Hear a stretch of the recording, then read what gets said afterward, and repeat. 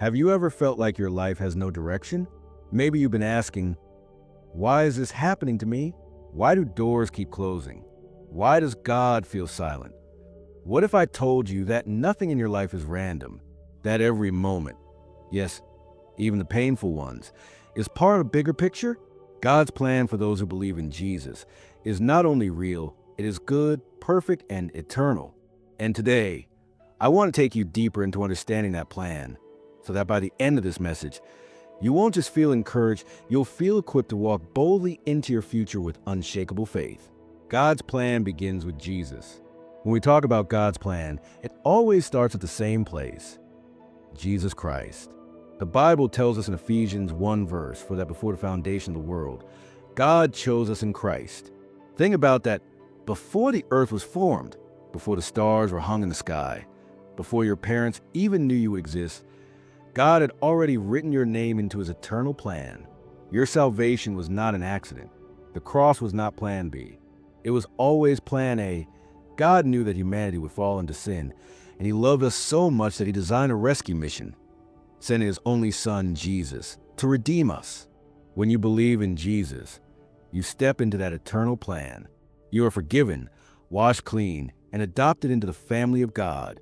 John 1 verse 12 says, to all who did receive him, to those who believe in his name, he gave the right to become children of God. That's the beginning of the story. Your story in God's plan starts with Jesus. God's plan shapes you through every season. But here's what many people misunderstand. God's plan doesn't end the moment you believe in Jesus. That's just the beginning. His plan continues to unfold through every chapter of your life, both the joyful ones and the painful ones. Romans 8 verse 28 reminds us, and we know that in all things God works for the good of those who love him, who have been called according to his purpose. Notice it doesn't say in some things. It says all things. That means the heartbreak, the loss, the delay, the disappointment. All of it is being woven into God's bigger design for your good. But what does that good really mean? The next verse explains. For those God foreknew, he also predestined to be conformed to the image of his Son. Romans 8 verse 29.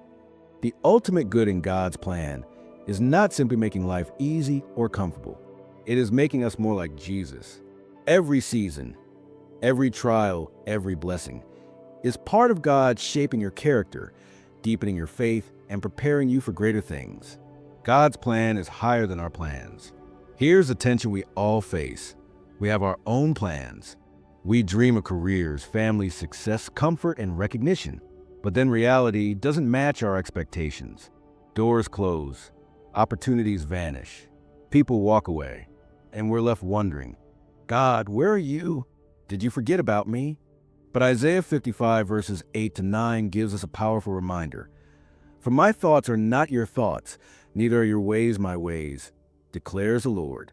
As the heavens are higher than the earth, so are my ways higher than your ways, and my thoughts than your thoughts. What feels like a rejection could actually be God's protection. What looks like a delay might be preparation. And what seems like a failure could be a divine setup for a greater purpose you cannot yet see. Think of Joseph in the Old Testament, betrayed by his brothers, thrown into a pit, sold as a slave, falsely accused, imprisoned.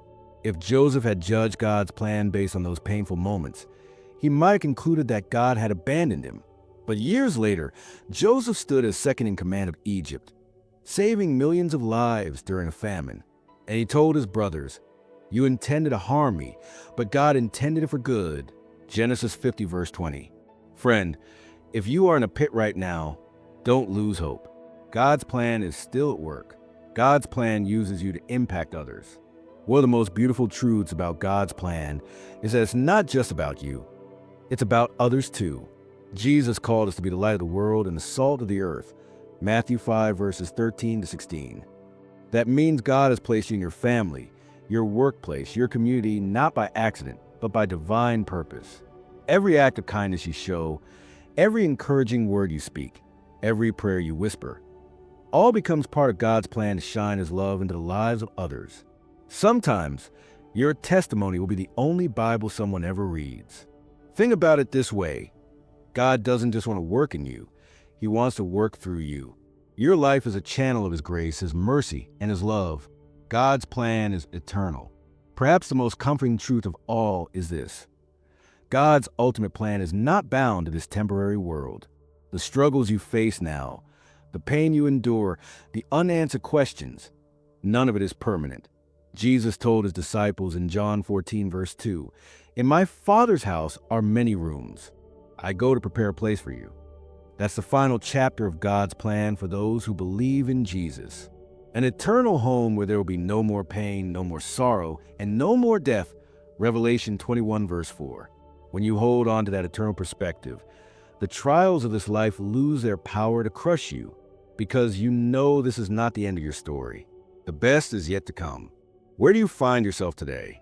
Are you in a season of confusion, wondering why things aren't working out?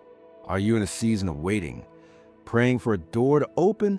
Or are you in a season of blessing where life feels abundant? Wherever you are, remember this: if you believe in Jesus, your life is not random, your struggles are not wasted, and your future is secure. God's plan for you is greater than you can imagine, rooted in His love, guided by His wisdom, and sealed with His eternal promise. So trust Him, even when it doesn't make sense, even when the road feels dark, even when you can't see the full picture, because the God who wrote your story has never failed, and He will not fail you now.